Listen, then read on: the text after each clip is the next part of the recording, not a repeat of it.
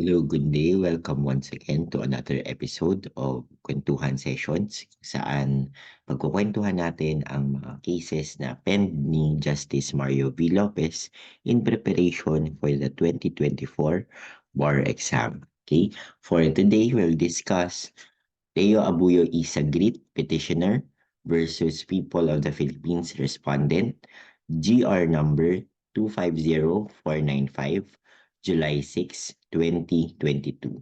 Here, the court clarified what constitute a proper invocation of self-defense. Okay? So, criminal case po ito. Although, nagkabaliktad lang yung sa case title kasi dito, in this case, nag-a-appeal si Leo Abuyo. Okay? E-secret or Leo Secret. Okay? So, let's start with the facts. Facts on August 16, 2011 at around 7:30 p.m., petitioner Leo Abuyo Isagrit or Leo and his wife were heading home on board their motorcycle. Suddenly, Leo saw Cesar Tapel and his son Charles Tapel, who were armed with a fan knife and a gun. So, si Cesar, merong balisong, si Charles ay merong baril. Okay? So, hinarangan nila si Leo at asawa niya. So, ang ginawa ni Leo, um, nag-swerve siya. Siniswerve niya yung motor niya papunta dun sa bahay ng tatay niya, which is si Leonardo Abuyo.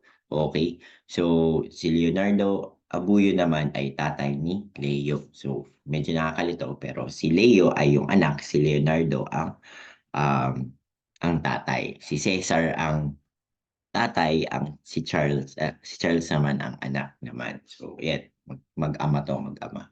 So Charles followed and went outside Leonardo's house, which is just beside of that of Leo. Tapos, ang ginawa ni Charles um, sa paghahanap niya kay Leo is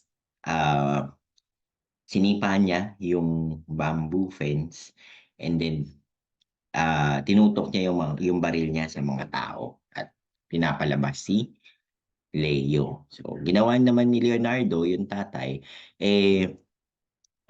lumabas siya para i-pacify or pakalmahin si Charles. Kaya lang habang pinakalma si Charles, ito naman si Cesar, yung tatay ni Charles, sinaksak si Leonardo, yung tatay ni Leo. Okay? So, ang nangyari, so dahil nasaksak na si Leonardo, ah tumatakbong pabalik dun sa bahay si Leonardo papunta sa bahay ni Leo. So, ang ginawa naman ni Leo, lumabas siya, okay? At nung nakita siya ni Cesar, sinubukan siyang saksakin, okay? So, habang sinusubukan ni Cesar saksakan si Leo, okay? Nakakuha naman daw si Leo ng bolo sa isang table and then tinry niyang tagain yung kanang kamay ni Cesar. Okay, so tinataga niya. Okay, bilang depensa sa kanyang sarili. Tapos dahil sa pinataga niya nga yung kanang kamay ni Cesar, nahulog yung yung balisong. Okay? However, kahit nahulog yung balisong, nakuha pa rin ni Cesar. Tapos sinubukan niya ulit saksakin si Leo. Okay? So, si Leo, dahil hawak-hawak pa rin niya yung bolo, na saksak niya ngayon si Cesar in the lower part of his stomach. Okay? Dahil dito, yun yung kinamatay ni Cesar. Okay? Due to stab injury on his left abdomen and multiple lacerated wounds on his right hand. Kasi nga, hinahak siya o tinataga ni Leo. Hindi naman sa tinataga, pero dinidisarmahan niya yung si Cesar sa kanyang balisong. Accordingly, Leo was charged with homicide. Okay, si Leo yung may nagsa-self-defense before the Regional Trial Court of Daet. Okay, Leo pleaded not guilty. At the trial, Leo contended that he merely acted in his self-defense and defense of a relative. However, the RTC convicted Leo of homicide and ruled that he failed to prove all the elements of self-defense. Leo elevated the case to CA, pero CA affirmed the RTC's findings. Hence his petition, where Leo maintains that the means employed was reasonably necessary to repel the unlawful aggression from Caesar and Charles, who were both armed and had clear intent to kill him. So, depensa ni Leo dito, oo, ako yung pumatay, nakapatay kay Cesar, pero ginawa ko lang naman to dahil in self-defense. Sinasabi ni RTC-NCA, hindi mo na-meet yung isa sa mga elements, which is yung element na dapat reasonable yung ginamit mong lakas para lang para mapugsa, mapuksa yung pag-atake sa'yo. Okay, so kumbaga ang sinasabi ni RTC-NCA na pasobra yung depensa mo, which is hindi na tama for self-defense. So yun yung sinasabi ng RTC-NCA dito. So yun din yung kaisa-isang issue. Whether or not RTC-NCA was correct in finding that Leo failed to prove that the means employed by him was necessary to repel the unlawful aggression. Okay? So, ang ruling dyan is no, the RTC-NCA was incorrect or mali si RTC-NCA in finding that Leo failed to prove that the means employed by him was unnecessary to repel the unlawful aggression. Okay? So, tama lang daw, sabi ng Supreme Court, tama lang daw yung ginawa ni Leo bilang pagdepensa sa kanya at pagdepensa sa kanyang kamag-anak. Okay? So, let us review what are the elements of self-defense. Okay? The following elements must concur. Number 1, unlawful aggression on the part of the victim. Okay? So, dapat walang unlawful aggression. Hindi mo prinovoke, kumbaga. Or hindi ka din yung umatake, kumbaga. Kasi nga, depensa lang ang ginawa mo. Number 2, reasonable necessity of the means employed to prevent or repel such aggression. And number 3, lack of sufficient provocation on the part of the person resorting to self-defense. So these are the elements for self-defense. Pag self-defense of a relative naman, pareho lang daw yung 1 and 2, first two requisites. Pero ang magbabago lang is yung third requirement, which is in case the provocation was given by the person attacked, yung relative mo, that the one making the defense had no part therein. So, hindi ka parte ng pag-provoke para dun sa taong umaatake. Okay? So, wala ka, hindi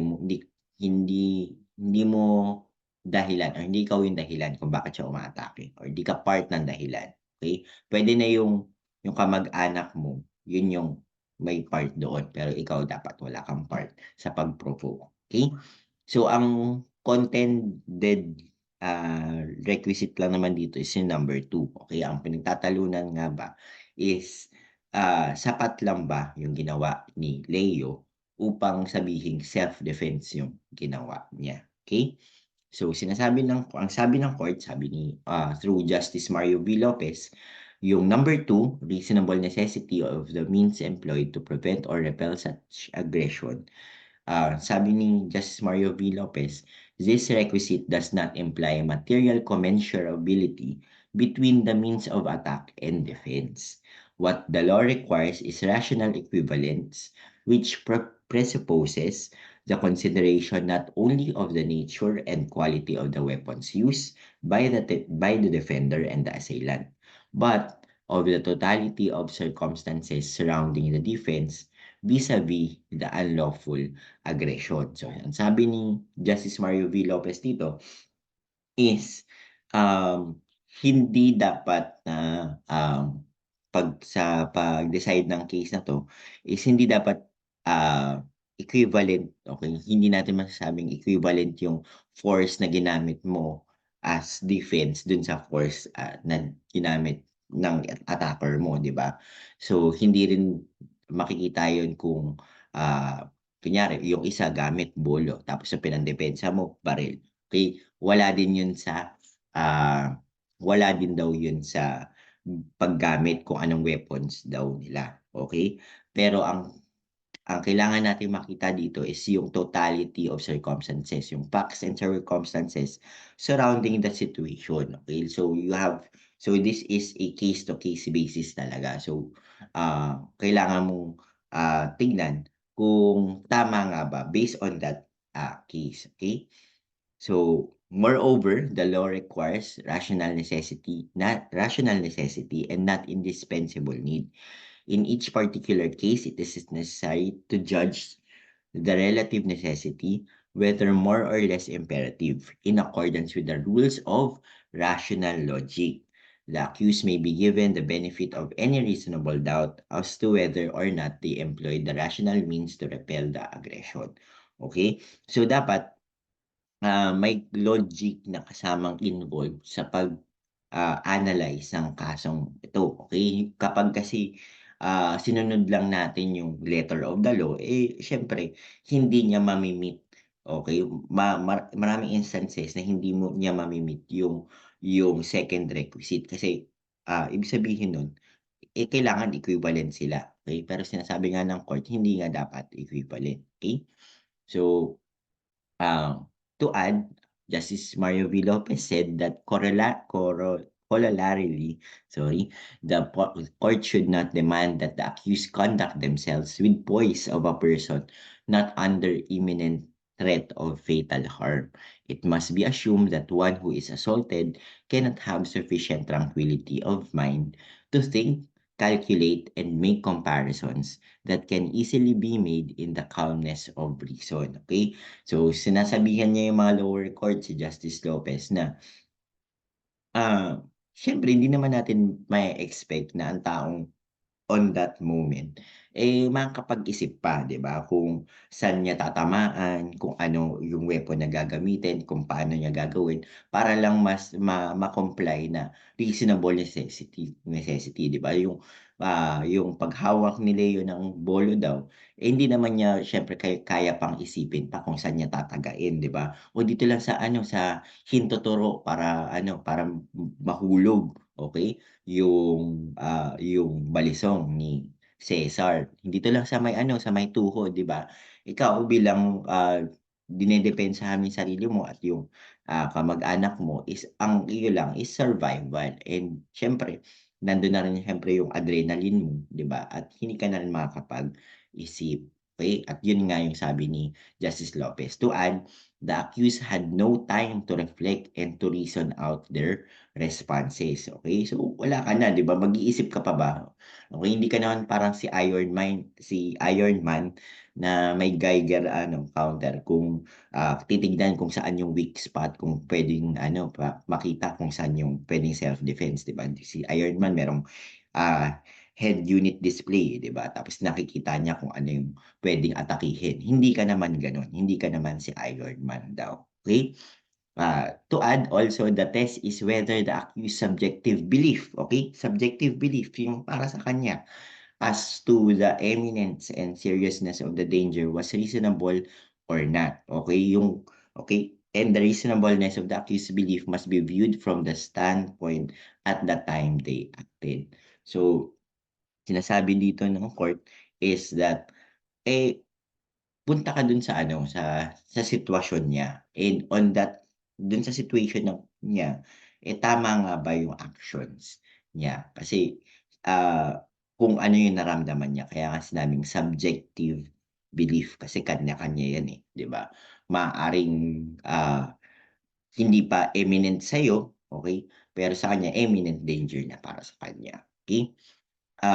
Justice Mario Lopez also cited People versus Olarbe as his basis. Okay? In the case People versus Olarbe, the accused and his wife were awakened by the sound of a gunshot and shouting from the deceased.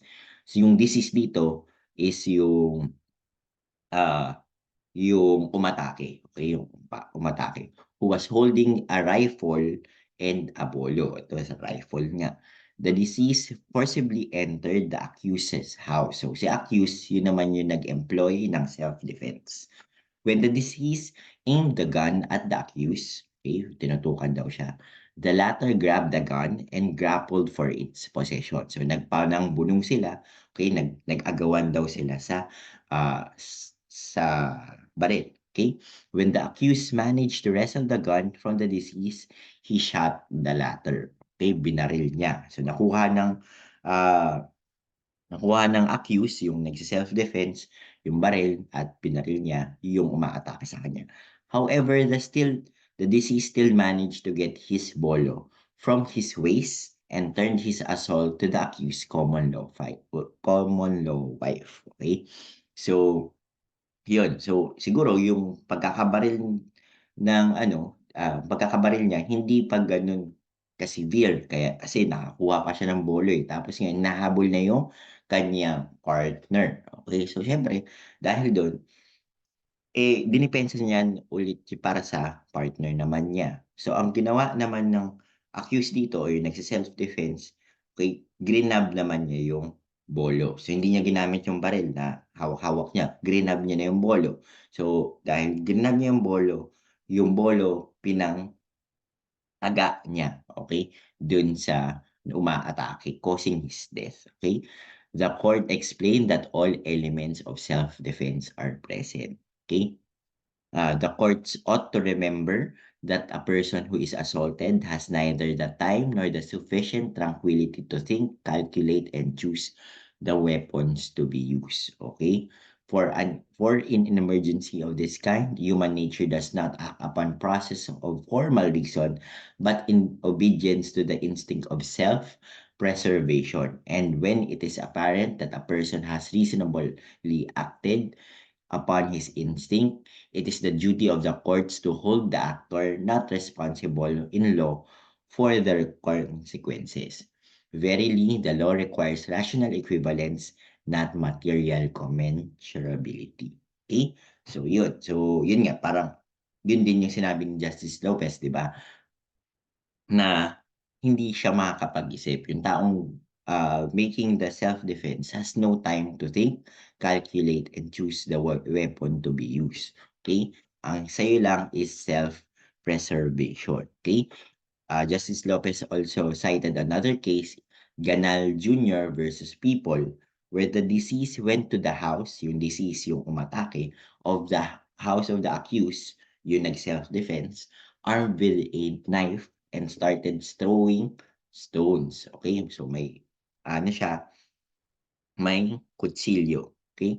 When the father of the accused tried to calmly ask the deceased to go home, he pushed he pushed open the gate of the house and hit the accused father in the chest. Okay? Causing the latter to fall and lose consciousness. Okay? So, yung tatay daw niya, pinakalma yung nagbabato. Okay? Na may hawak na kutsilyo. Okay? Nambabato ng bahay. Hindi pala nagbabato. Adik pala yun. Okay? So, seeing this, the accused rushed inside the house, got his gun, and fired a warning shot in the air. So, yung nagsi-self-defense, okay, meron pa lang siyang baril. Ang ginawa lang niya is tinakot lang niya by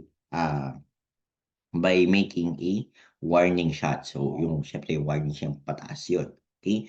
When the deceased continued moving closer to the accused, so palapit na siya ng palapit, the accused shot him once. Okay, when the deceased did not retreat and instead continued moving forward, malang zombie pala to. Kasi binaril niya eh, tapos hindi pa rin eh. Okay, accused shot him 4 more times. The deceased died instantly. The court ruled, the Supreme Court, that the accused killing of the deceased was justified. The court stressed that the instinct of self-preservation prevailed upon the accused during the fateful incident. Siyempre, paatake na siya eh, di ba?